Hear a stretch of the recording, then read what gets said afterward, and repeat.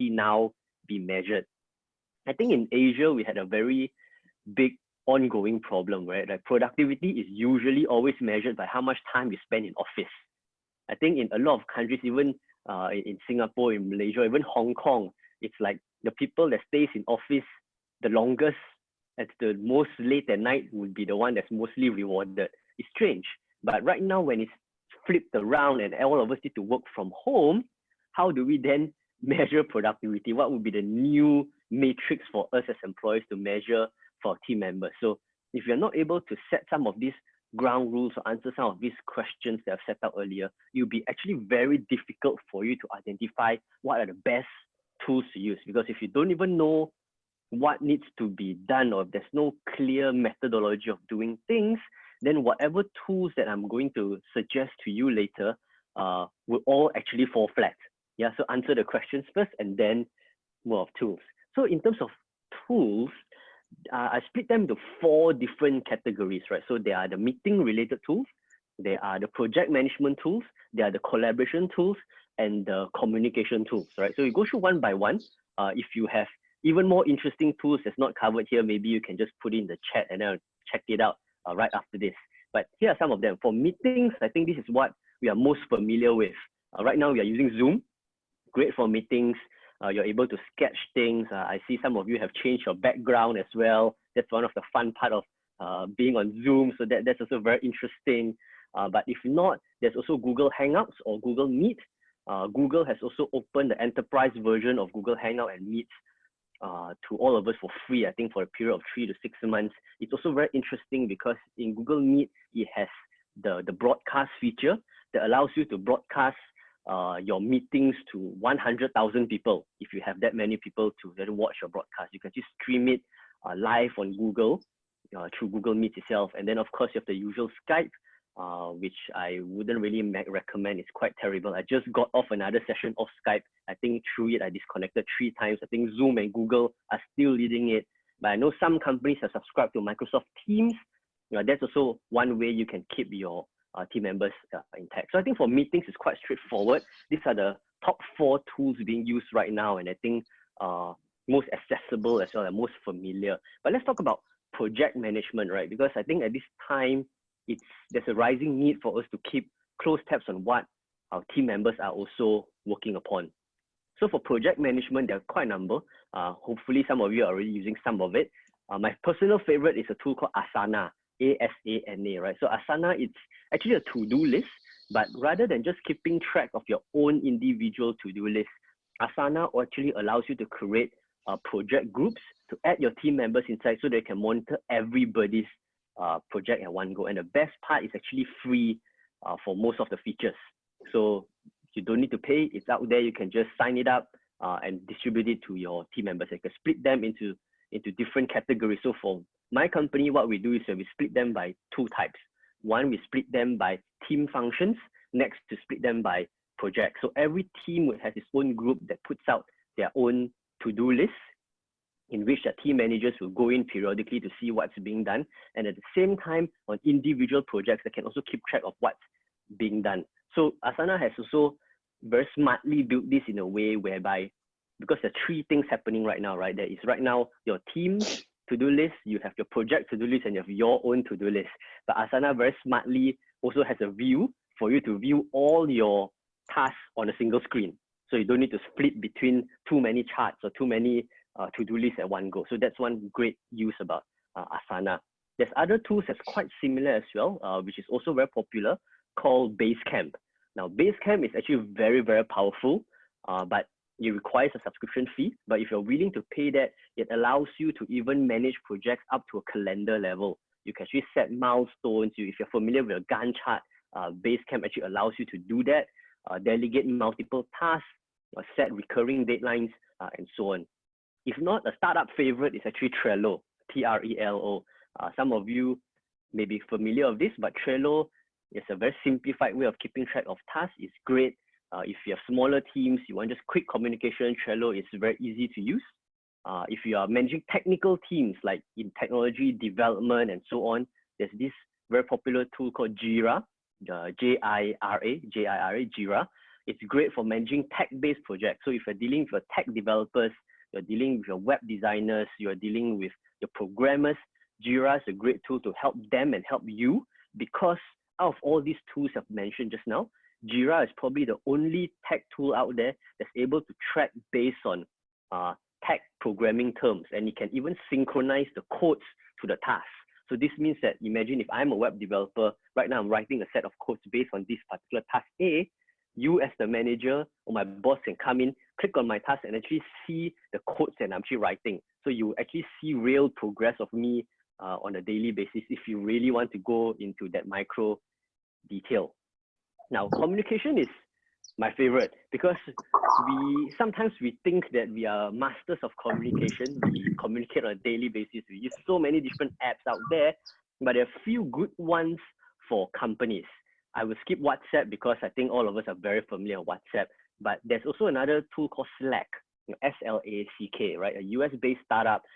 Slack is used in a lot of tech companies, not so in other traditional businesses or other industries, but a lot in tech, although it's not restricted to tech industries. But Slack basically functions like a WhatsApp or like a Telegram. However, it's a separate app itself that's able to integrate your project management, your calendar, and all your files into the same platform. This means it's actually a WhatsApp built for internal business communication among team members. You can share files, you can tag them to it, and the best part is Slack is also free to a certain extent. At the same time, it archives your conversation. So imagine today if you have, I don't know, 50 people in your team, and tomorrow one new person join. Now, the problem with WhatsApp is this. You have 50 people, one new person join. I'm sure you'll fall into situations like that. The person comes in and say, what are you guys talking about? And then somebody has to screenshot all that's above and then send it to this new person. But in Slack, no such problem. The person just needs to scroll back. They will find the files. They will find the calendar invitation. They will find all the necessary information regarding to the task or project right there, just like how you have used a normal messaging platform. But one rising tool that is actually very popular in Hong Kong actually is this company called Remo, R-E-M-O. If you're interested, you can go check them out. It's remo.co. That's the website. Now, Remo has reimagined how communication should happen in a workplace. In fact, they built this tool to cater to exact situations like us right now when we're all trapped at home. If you go to Remo after this, right, you realize that their concept of communication or conference calls, it's not like what we're having right now. In fact, their concept is based on rooms. So when you set up a Remo account, you are given the capability to define how many rooms you want to create as per your office space, right? So you actually see a layout plan, which is what Remo will design for you. You will see things like the reception, meeting room 1, conference room 3, the workspace and all that. And all these workspaces, all these rooms on Remo has a number of capacity. So just like how in an office, when you move to a smaller meeting room to a bigger meeting room, there's a fixed amount of seating capacity. This is what the app does as well. And then this allows your entire team to dial into the same time. So imagine 50 people dialing into Remo, but all of them are seated in different rooms. So maybe there's 20 of them sitting in a main workspace, 2 of them sitting in a small discussion room, and you can see the movements of everybody, all 50 of them on this floor plan. And if you like to talk to somebody, all you need to do is click on, let's say, workspace 1, sit on one of the chairs, and you start talking, and the people within the room immediately hears you.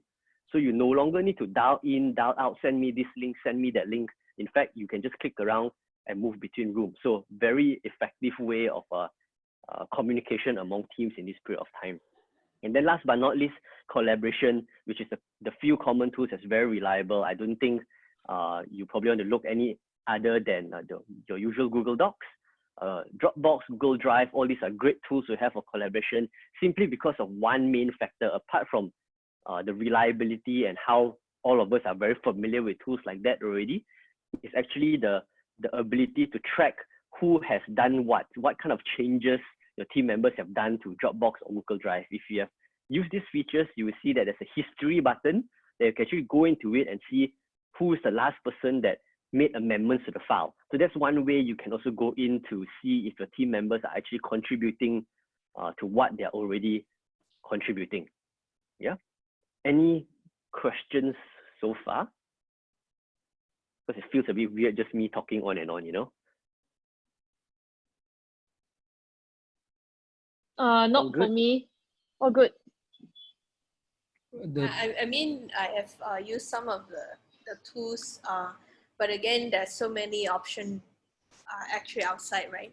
So I actually used Trello and Asana before, but I'm like struggling between Asana and Trello just because of some features wasn't too familiar.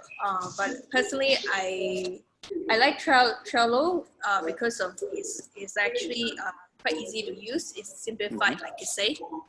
Asana, I like that. It's also easy to use in terms of to-do list, but the problem I have is that I cannot actually track back things that they have done. I have to look for another, searching for the thing that they already done. Yeah. So this is something I don't quite like. Yeah, Both but are it's great. an interesting thing. In Asana, right, there's actually a Trello view. I don't know whether you've seen that before. As you create a to-do list in Asana, you can actually select it to display like Trello.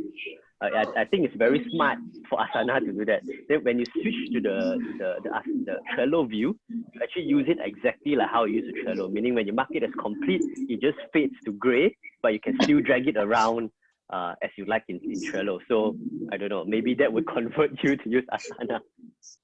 Best of both worlds. Hi, excuse me, Sinju here. Can I have a quick question? Of course.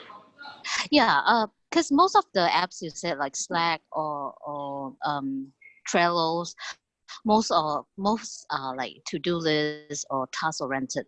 But do you have any apps that sharing like for those all-in-one platforms, say those that can manage business performance, let's say your accounting, your operations, like those that can have a more overviews, like, you know, moving the essential to back end office that let people can work more mobilely.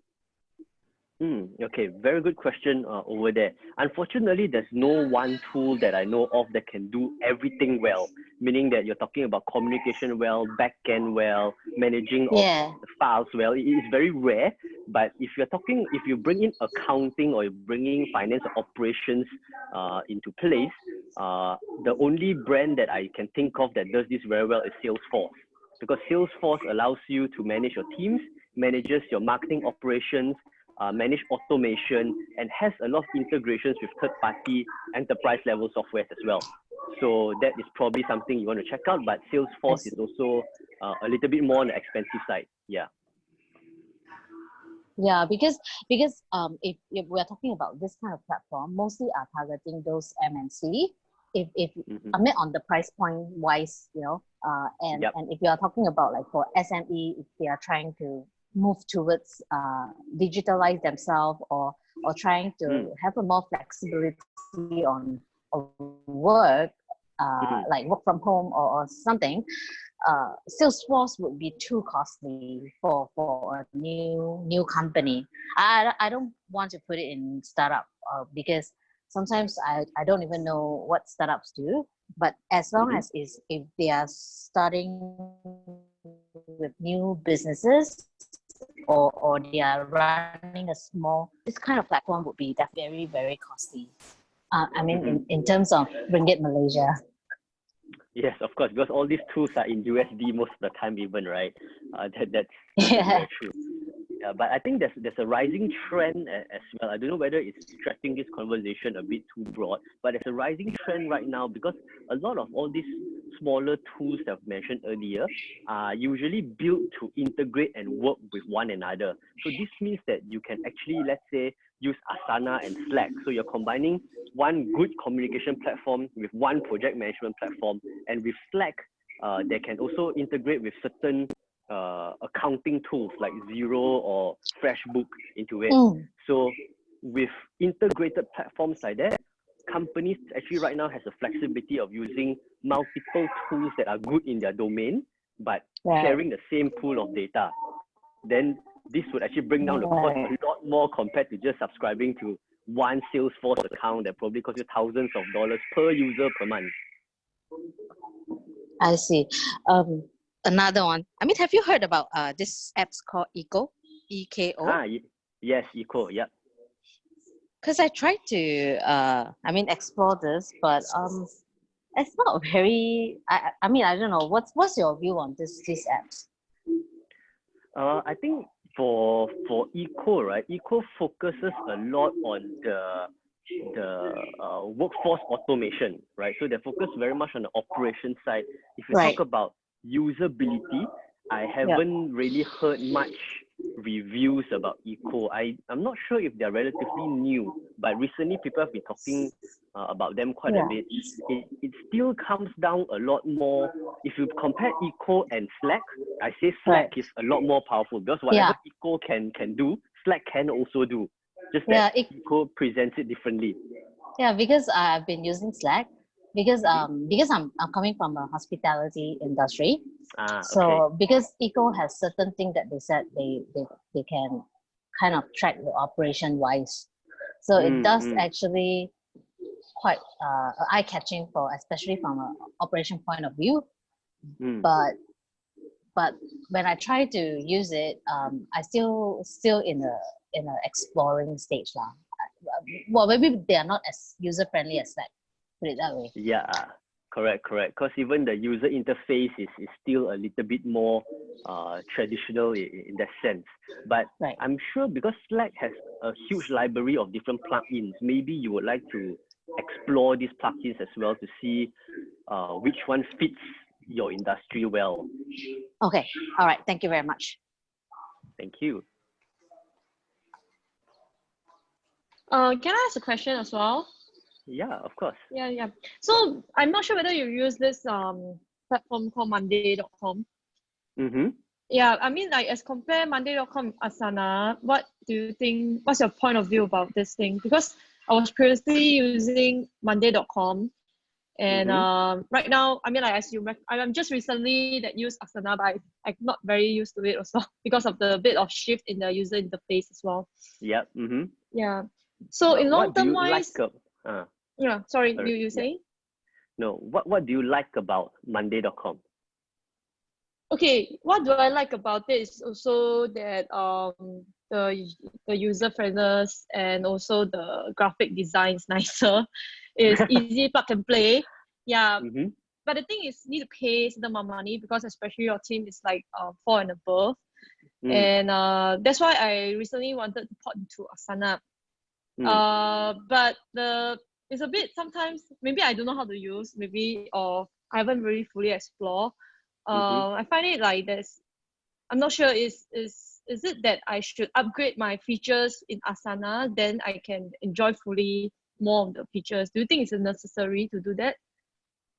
Okay, to be honest, I don't think it's necessary to upgrade Asana unless the premium features really speak to you. Now, both of these platforms are actually quite good platforms. They're quite even, but they fulfill different needs, I would say. So Monday.com, right, the winning factor of Monday.com, they have this feature of automating workflow. So especially if you have operations, let's say you have customer service, right, that needs to go through 3 steps or 10 steps, and you want to force them to make sure that they check off one thing after another thing, then Monday.com is a significantly better tool to use because you're able to create workflows, program it, and make sure all your team members follow through step by step. This feature is non-existent in Asana. But what Asana is great at is the ability for you to configure different types of to-do list templates for different situations. So there is a template section in Asana, right? There, for example, I was sharing with May earlier that you can actually just create a Trello-looking tool, meaning the Kanban model with, instead of managing your task via rows, it manages by columns. It's possible. There is the Gantt chart view if you want it. For certain projects that you just want it to be a simple, like a shopping list, they have it as well. There is also another list for billing or accounting checking. So there's a lot of templates ready that helps you get started in managing tasks. So one focuses on workflow automation, one focuses on task management. So it really depends on the need of you and your team right now. Okay, so I'm a very Gantt chart person because I prefer doing it by seeing the progress visually. You're saying that Asana Gantt chart, you mean the free feature? Because I realized that I have to upgrade, then can have that, right?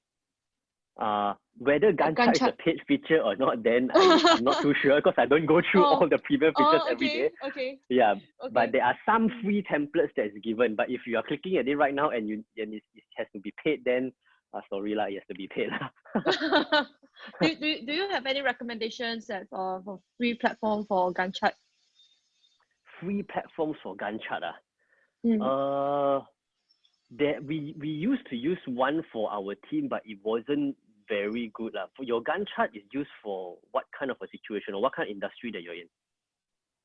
Okay, so because right now we are running marketing campaign, so and then we have like designers, video productions, and all coming together lah. So me as a role that I'm overseeing the project management.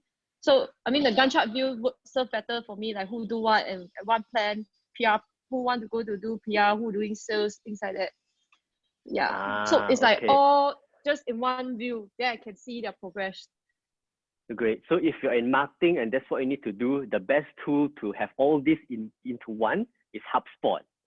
Right? So HubSpot has everything that you have said, whether not just getting the teams together, the Gantt chart together, but also actually managing the entire output and workflow of marketing. So you can even put out the entire campaign details and get every team tagged to it, and it automatically reflects on the Gantt chart. I think for marketing perspective, HubSpot is probably one of the better tools out there already. Okay, we'll have a look. Thank you. Thank you. Are there any other questions? Hi, can I ask something? May I know your review on DingTalk on the attendance functions? DingTalk, what are you using DingTalk for right now? I have not started it, but I'm looking at it like on the attendance part. Attendance to take attendance or? Yeah. Like I'm actually in property line, so we are salespersons. So maybe they are going to sales show house or they're going out to meet people. I just want to know that their attendance, whether they check in or not. Is it a good app to use it? Because DingTalk is usually used for communication, right? So it's still more for having meetings, having communications like this. It's just that it has a different way of sorting the contact list, right? Because a typical contact list is always by alphabetical order. So DingTalk's main unique selling point is that you can organize your phone book into different teams or different departments. That is where the strength is lah. So if you're saying that you're going to use DingTalk as a form of attendance taking, I personally don't think it's the best platform to do so, because it's still built more for communication instead. Okay. I have I actually been using DingTalk for the same purpose, as in taking as we do have sales team that go offline or they sometimes they work at home. So I think we might not I might not have explored the communication part or the contact listing part, but more sort of I use it for the attendance, keeping track, because it can track using their phone. They can actually clock in and clock out, and knowing the actual location they did. So temporarily, I think it's a simple features to use. But of course, I don't think I'm at the expert of knowing everything, but it's quite easy to use in terms of getting your employees to clock in, clock out, and then seeing where they did it, things like that, and they can submit, proof, attach pictures and things like that. That's what I did. Okay, thank you, May. Or maybe Jan, you have other apps or other software that is for people to use more of that kind of features beside DingTalk? I have used a few attendance-related apps for promoters that go on street, that does a lot of canvassing and all of that. But to be honest, I've yet to hear one that is like the one yet, right? I think a lot of companies are experimenting with different platforms, and so far there isn't one that stand out. But you are right to say that DingTalk is one that people are starting to talk about. But how good is the attendance system, that I cannot comment. May would probably know better. So yeah, I think I can't comment too much on the attendance-based app for now.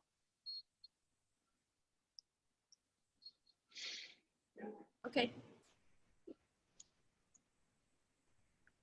Okay. Okay. So yeah, go ahead. So we've been talking about tools quite a bit.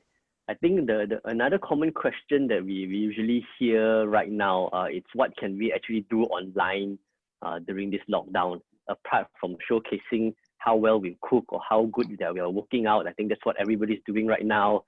But from a marketer's point of view, from a business point of view, there's quite a number of things that you can actually work on right now to strengthen your own brand presence online.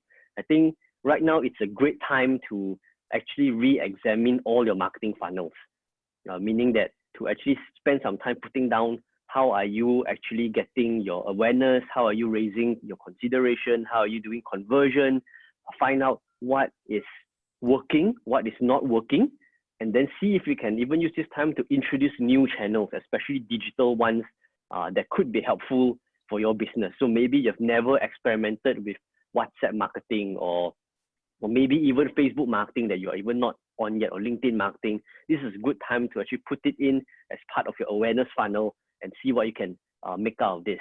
It's also a great time for brand awareness, especially if you're able to resonate with what the topics that your customers are already interested in. There was a survey done recently, right, that certain industries have seen a drop in traffic, obviously, but a lot of other industries have also seen an increase. For example, if you're in finance, you're in food, you're in healthcare, you're in media, you're in pharma, you're in e-commerce, these are industries that have enjoyed a huge growth of visitors or brand mentions in the past 1 month or so. So the other industries have a lot more opportunities to get themselves noticed during this period. It's a great time because most of us are all online. We spend a lot of time online right now. And not only that, it's also very rare that people are online and also doing a lot of engagement. Back then, there were a lot of us just consuming content, but right now there are a lot of people using apps for engaging as well, meaning we're actively commenting, actively sharing, actively liking, giving their own thoughts, contributing. This is happening a lot more recently. So it's a great time for brands to actually use social as one of the communication methods. It's a great time to create and experiment with content too, meaning that, you see, every brand right now is really trying to create content, whether it's having their own webinars, whether it's creating some funny GIFs or memes to pass around, writing articles. Every brand is trying to do that. So, and it's a great way because content is one of the few things that after establishing it, even during this period, when we get out of this, when the virus is cleared, everybody goes back to normal life, this content remains visible on the internet. And when it remains visible, this actually increases your marketing mileage, especially on the organic front, because everything will still be searchable, everything will still be accessible and viewable to your customers anyway. But I think one thing interesting also is that since we're talking about experimenting, is that we can also use this opportunity to pivot part of our business into digital. I think the common one is e-commerce, but do you know that even offline retail can also benefit using digital through live consultancy? I was just reading this case study the other day on Louis Vuitton, LV in China. So as we all know, China was hit very bad with this virus thing. And it hit them during the Chinese New Year and Valentine's Day, these two high spending periods in China. So what LV did was obviously they had to shut their stores because of virus. They cannot open it anyway. But what they did was that they shifted the whole brand experience offline into WeChat, where people can just go on to their WeChat official account. There's a live consultancy feature that they've developed where they can actually talk to an LV consultant and they still buy the bags through that live interchange even though it's a luxury product. And do you know what? Just these 2 months alone, the combined sales actually beat 2019 in the same period. Just using WeChat and live consultancy alone, although they're offline traditional model. At the same time, brands are also, another idea is to actually go into virtual events. There's a lot of virtual events going on right now, not just classes like that, but actual virtual experiential events like how to bake, how to assemble certain things, how to paint, how to put things together. In fact, one of the more recent talk about topics is actually this term called cloud clubbing. I don't know whether you heard of it before. Basically, it means that the DJ spins at home and everybody claps from their home. Do you know that recently did this club in China that did it? There was 2.3 million clubbers that went on. You watch the video, it's really funny. They all turn off the lights at home, and then the DJ has lights strobing and everybody's just partying from their rooms. It's really funny, but this is really happening, and it's coming to Malaysia and Singapore because Razer, like the gaming company Razer, actually partnered with Zouk, Malaysia and Singapore to organize a cloud clubbing event, I think in the coming month or coming week or something like that. This was just yesterday's news. So companies are really trying to bring parts of their business online to make sure that engagement is still there. But if all else fails, if creating content is out of question, you don't want to pivot, you don't want to evaluate your marketing plan, at the very least, I think it's a great time to just take some time to learn, right? You can subscribe to LinkedIn lessons or webinars like that, or masterclass, Skillshare, Udemy. Plenty of them are throwing out free membership as well. Great time to do it. You know why? Especially at this time, right, where so many companies are already forcing themselves to go digital. When this whole virus thing's clear, the digital space will be a lot more competitive than ever. It's fact. Back then it was already competitive, but now because everybody's forced to go online, you'll be even more competitive when this clears. So if your company is still in an area of non-digitalized, right? You are still not doing anything digital at all. There's no email marketing, no remarketing, no social media, nothing, everything zero. You will definitely be hit pretty hard, especially on the branding and awareness side of things, because it's going to be a lot more competitive in buying ads, a lot more competitive in search engine traffic, a lot more competitive in managing your campaigns and marketing on the internet space. So far, so good? Yes, agree. Okay, that's good. Question. Yeah, sure. Yeah, just a quick one. Those are, of course, we're talking about B2C, market where we can use most of all this, online or, branding and all this thing. Like, what you think about if it comes to B2B, in terms of marketing and sales, it still have to be, face-to-face or? Good question. You see, interestingly, right, through just general survey, is that a lot of B2B based companies focus a lot of their budget on face-to-face conversions, meaning they attend events, they attend the trade shows, they go on ground, they knock on doors, they try to get sales. So a lot of budget is spent on offline. But in this short period of time, the past 1 to 2 months, right, we see a lot of B2B companies actually shifting their budget from offline to digital. And different companies have taken different routes, right? So some companies are really trying to use this opportunity for branding. So for some companies, they're converting, let's say if they're manufacturing, they're converting their manufacturing lines into producing things that are beneficial for the frontliners, like producing face masks, producing more tissue paper, providing sanitizers and things like that. So there are companies that goes into that. But there are also companies that are focusing in really just creating or translating their brand experience online. They're trying to educate customers on what are their, how the company actually functions. So for example, we are looking at companies talking about how they are able to even just focus on how can they better engage their customers. They are talking about how you can convert your usual messaging from, let's say, very sales driven into more KOL, more key opinion leaders, sharing more of the back end side of things. How can we do things better? How are we helping our customers during these hard times and so on. So even for B2B in this period of time, there are still a lot of things that you can actually do. In fact, it could be a good chance right now to even try to secure what I call future money, meaning that you actually start farming for leads right now, because cost for advertising right now has actually dropped from Google search engine, right? So it's a great time to invest a little bit to see how you can get some leads that you can start talking to them, start building this relationship with them. If you have case studies, it's good to use that as an opportunity to generate leads as well. Get this database and then contact them, and hopefully when situation arises, you can convert them into a sale.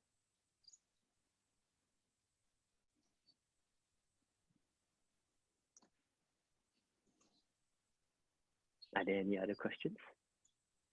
I think just one more question, right? Leading on to what May has brought up about for B2B, right? Especially for traditional business. Like you just mentioned, you have to force to go online. But there's so many things online for B2B. I mean, like there are different channels. What will be the most effective channel to go into it? What do you think? Sure. So as a start. If you have nothing and this is the first step you want to go, the best is always content marketing, right? Meaning that you find ways to create content from an educational perspective, whether it's a video, whether it's an article, whether it's a series of social media postings, an infographic, case study, whatever it is, always start off with content. So that is first step. Why this is very important? Because if this content is, let's say, placed or shared on your website, assuming that you're not activating any other social media channels, this at the very least becomes very good search engine traffic, because some of this content could be things where your customers or prospects or leads are already searching upon anyway. And instead of them finding it on a third-party source, right now they're finding it on a company that's already being able to provide such a service. So it's two parts here you're killing. You're killing the awareness part, because people will discover you better on search engines. And number two, it gives you a little bit more credibility. Imagine you and your competitor, right? Let's say this virus is cleared and so on. Even right now, your competitor is just a normal website with the information, very like what most of us have right now. And you have information plus some of these materials and educational content. Now, as a potential customer, this would probably be a lot more interesting and a lot more credible, because I'm reading a lot more about you. You seem to know your stuff better. I know your company better. Chances of me working with you will probably be a lot higher compared to just a generic information website that everybody feels they are good at anyway, right? So that is the basic. But the best part of all that is that once you have this base of content ready, then it's really up to you to share wherever you want. If you think that you want to go on Facebook, sure. If you want to go on Instagram, sure. If those are not relevant, LinkedIn at least potentially, right? The same bit of content can be shared across this platform, but it all starts off with you creating the base first. Okay, thank you. The content, so you for the content to be on the website, so most people would just use blog as the people who write blog and things like that. So it's sort of the commitment and a long-term thing to actually commit into writing contents and blogs, right? So of course that would be either getting a blogger, I mean like people who actually write blogs and things like that, or any other way to actually share content on the website. So I think this is one of the biggest challenge a lot of companies actually have, is to constantly create content. I think it's tiring, it's time consuming, it can be very costly as well. But there's something called the content distribution model. And the concept of a content distribution model is very easy. Basically, all you need to start off with is one major chunk of content, right? We call them the core content. So this content could be, let's say even this session, I see that's being recorded. This entire session could be the core content, which is probably 1 hour long. But obviously, if you're going to post a 1 hour long video, the chances of people watching the full 1 hour is going to be very, very slim, right? So, but you have that one main content. So once you have that one main content, now you have several options. One, you can take bits of the content, rewrite it into maybe 5 different articles. You take some of the key discussion, the points, there will be one article or the 5 tools to increase productivity. There'll be another one to say the difference between Slack and DingTalk, maybe. There'll be another article that talk about, the top 3 questions that next-gen entrepreneurs ask when it comes to working from home, right? So you spin off questions, spin off content articles based on this one core content. Or if you don't want to do that, you can even take the second measure, that is to split these videos into smaller sections, 30 seconds, maybe 1 minute, split it into just core, chop a little bit, do some video editing, put it up and you split it into 10 different videos that can disseminate across. So this actually lowers down the barrier of entry in keep trying to think of new content to generate, because that is the time consuming bit, right? You're sitting down and say, okay, today, what am I supposed to post? Tomorrow, what am I supposed to post? But if you can just focus on one core major content, then after that, all you need to think about is how can I spin it? And this can probably be a month's worth of content already just by one major content.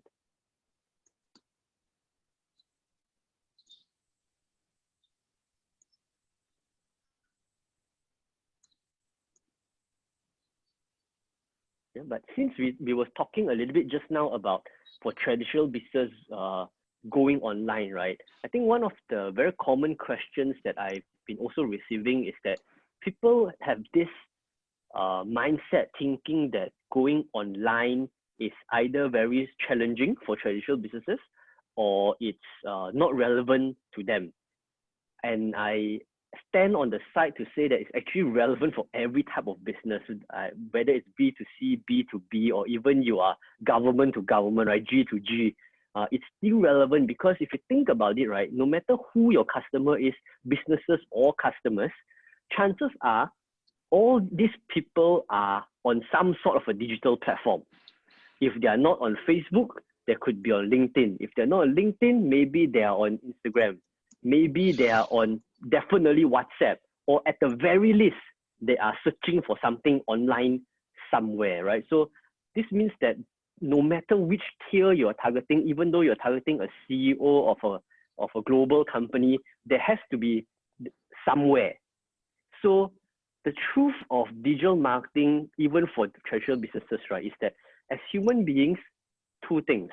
We always seek to communicate, and like it or not, the internet, online, like what we're doing now, is a way of communication, and this will continue to be that way. And number 2, as human beings, we will continue to consume content.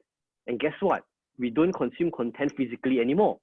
Even though we could all be in different places, we all consume similar content and we consume them digitally, whether it's to conduct research, to find out more information, to check how credible all of us are in this room, to communicate, to seek advice, to seek opinions, or really just for entertainment. Definitely there's some digital touch points. So the question for traditional businesses going online, right, is not the question of relevant or not, because it is, but the question is, how do you target them? If you know that they're on platform A, let's say LinkedIn, or they're on search engines, how do you target them? How do you reach them? And the best, or rather the tricky part here is that, especially for B2B, a lot of times it's not about converting them right away now. We always say B2C is easier, yes and no lah, huh? It's easier because you can actually make a sale right away because it's not a big ticket item. You can target them, they can immediately pay, that's great. But at the same time, it's a lot more competitive on the B2C side as well. So you pay for ads, it's going to be a lot more expensive, your content is saturated, you really need to be very, very outstanding and creative to attract attention. On B2B side, it's going to be less competitive to a certain extent, less saturated, a lot more room to grow. That's the benefit, right? So the question is how you're able to then, if you cannot get them to pay you right away, how can you nurture them through a customer journey, right? How do you actually bring them through a flow of events and content that will eventually understand what your brand is all about and how you can generate interest through that. So there are some basic questions you can actually start off with. I mean, the most common question is, who are your audience? But instead of just putting down your demographics and psychographics kind of thing, that's important. But for digital, these few things are even more important. You want to know, number 1, what are they influenced by? Right, so this is a huge thing. Influenced by could mean what other brands are they influenced by? What kind of online media are they looking at? What kind of content do they read? Do they read more video? Do they read more articles? What kind of topics that interest them? What kind of media platforms do they spend most time on? What do they do on these platforms? If they're on Facebook, what are they reading? If they're on LinkedIn, what are they seeing? If they're searching on Google, what kind of keywords are they using? So it's not just about, oh, I'm targeting 35-year-old stay-at-home moms or whatever. It's not going to be that anymore. You need to be able to break it down to the few things that I've talked about just now. And once you're able to establish that, then only comes back to what we've discussed earlier in the type of content, right? How can I reach them? By creating this content. Then that's where you can decide whether you want to outsource, you want to write it yourself, you want to create a team in-house. That's entirely up to you. But it all comes down to really just how to get their attention, whether you're going to focus on a pain point, are you going to speak at their level, what they're doing right now on the platform, and that's the way that you can start thinking about an online marketing strategy for traditional businesses.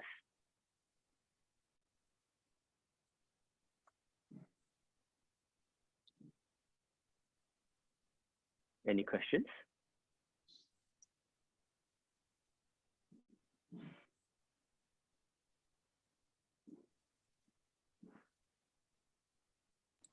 So No? based on just now what you mentioned, right? Like before we do outsource and things like that, we need to answer like the questions, how do we get their attentions based on demographic, how they're influenced by and the brands, so on and so forth, right? Mm-hmm. So all these things, right, we actually, because based on what we see, right, might not be the truth, ma. Mm-hmm. Yeah, so what you mean is also that we will start off with what we think and then test it out, and then along the way we refine it, reiterate, and then once we got a demographic that we want, and then we outsource. Is that what you correct. Yes, mean? 100%. And I tell you why, right? This is the truth Yeah. that a lot of digital agencies don't want to admit. All digital agencies out there, right, don't know your brand on. For sure, they don't know, right? They cannot be good at every single industry, and they don't know your pain or gains, even though if they convince you that they can, they actually cannot. That's truth. All digital agencies are very good salesmen. They convince you that you need their services, right? So in the area of understanding business for your customers, you may think you know little, but they know nothing. So whatever little that you know is going to help them do their marketing better. Now, that does not mean that you shouldn't engage an agency, right? Because the agency comes in where they're good in their specific skill sets and offerings. Maybe they are better creatively, right? They can, in the same message and the same target audience that you're having, they're able to find better ways of reaching them. Or they can find, okay, I think we should do video. Video should be like that. This article should be written in this manner. We should use this kind of headlines. These are things that the agency would be very, very good at. But in terms of understanding how your customer behaves and who are your customers, it definitely 100% has to come from the brand. If you're going to rely on a digital agency, it's going to be a disaster because they're going to start from very broad, and then you're going to spend money X amount of months for them to actually experiment on your behalf. And that also may be very different from what you already know. So what you say is true. Start off with yourself first, iterate the process, get some findings, then discover which is the part you really need to outsource. Okay, thank you. Welcome.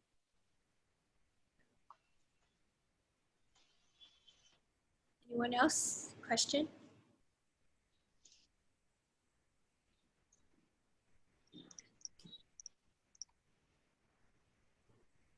I think right now it's